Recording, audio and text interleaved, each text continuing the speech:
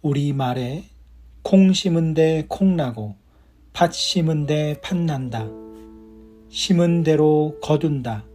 이런 말들이 있습니다. 사람이 무엇으로 심든지 그에 상응하는 결과를 얻게 된다는 것입니다.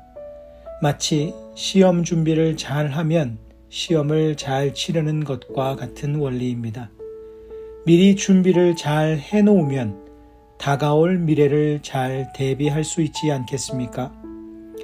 잘 심는 것이 그만큼 중요하며 이는 동시에 우리 삶의 매 순간순간이 미래를 위해 무언가를 계속 심어가는 시간이 되어야 함을 알려주고 있습니다. 하지만 늘 무언가를 심는다고 항상 그에 상응하는 결과가 얻어지는 것은 아닙니다. 최선을 다한다고 항상 최선의 결과가 얻어지는 것도 아닙니다. 또는 혹 최선을 다 못했다고 하더라도 최상 그 이상의 결과를 얻을 때가 있습니다. 그러나 영적인 삶은 어떤 상황에서도 반드시 심어야 합니다.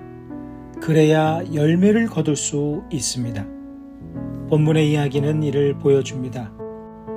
하만의 유대민족 말살 계획을 알게 된 모르드게는 자기의 옷을 찢고 굵은 배 옷을 입고 재를 뒤집어 쓰고 성중에 나가서 대성통곡하며 기도합니다.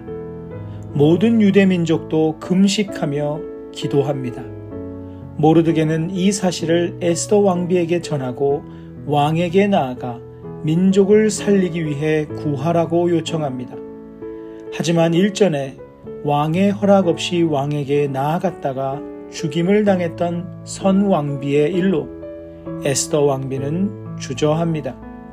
그러나 결국 에스더 왕비는 민족을 살리기 위해 죽음을 불사하고 왕 앞에 나아가기로 결단합니다. 그리고 모르드게에게 이렇게 말합니다. 당신은 가서 수산에 있는 유다인을 다 모으고 나를 위하여 금식하되 밤낮 3일을 먹지도 말고 마시지도 마소서. 나도 나의 시녀와 더불어 이렇게 금식한 후에 규례를 어기고 왕에게 나아가리니 죽으면 죽으리이다 하니라. 결국 에스더의 죽음을 불사한 결단과 시행이 유대민족을 죽음으로부터 건져냅니다. 에스더의 헌신은 자기 자신의 안위를 버린 오로지 자신의 민족을 위한 것이었습니다.